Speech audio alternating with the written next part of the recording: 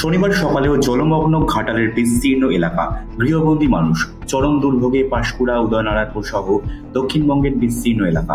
বিদ্যুতের খুঁটি, high tension তার সবই জলের তলায়। জলের স্তর এতটাই উঠেছে, কোথাও কোথাও কোনো বহুতলের দোতলাও জলবন্দী। পরিস্থিতি এতটাই ভয়াবহ যে এক বাড়ি থেকে অন্য বাড়ি সাঁতার কেটে যেতে হচ্ছে, নৌকা বেঁধে রাখতে হচ্ছে বাড়িতে। ঘাটাল থানার সামনেও এক বুক জল। অভিযোগ জানাতে নৌকো করে থানায় যেতে হচ্ছে। শুধু ঘাটাল, উদয়নারায়ণপুর নয়, হুগলির খানাকুল, বাঁকুড়া, সোনামুখীতেও বন্যা পরিস্থিতিতে দুর্ভোগ বাড়ছে। পূর্ব মেদিনীপুরের পাঁশকুড়াতেও বন্যা পরিস্থিতি। পাঁশকুড়ার 18টি ওয়ার্ড জলমগ্ন, স্টেশন চত্বরেও জল, জাতীয় সড়কেও জল থই করছে। বাড়ি, জমি সবই জলের তলায় ডুবেছে। আরামবাগ ও পুরসুরার ত্রাণ শিবিরে সরিয়ে নিয়ে যাওয়া হয়েছে অনেক মানুষকে। একাধিক এলাকা বিদ্যুৎ বিচ্ছিন্ন, মোবাইল নেটওয়ার্কও পাওয়া যাচ্ছে না।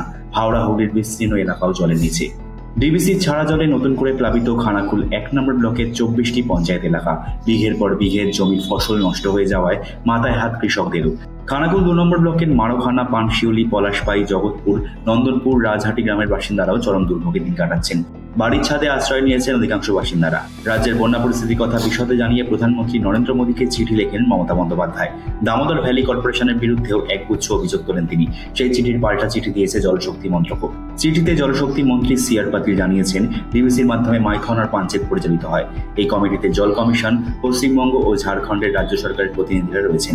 আলোচনা করেই জল ছাড়া হয়েছিল। রাজ্যের বন্যা পরিস্থিতি নিয়ে রাজ্যকে কটাক্ষ করেছেন রাজ্যপাল CB Ananda Bose.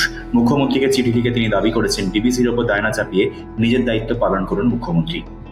Flood situation is something which is to be viewed seriously.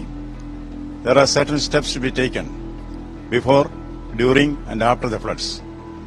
Accidents are not accidental. There is a human factor behind it. What is now required is immediate rehabilitation and rescue of those who are affected by the floods. As a long-term measure, there should be floodplain management. Floodplain management is very important, and also watershed management. Infrastructure should be as far as possible. It should be calamity resistant.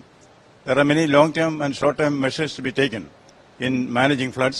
Those are the issues that should come into relevance now, not the blame game.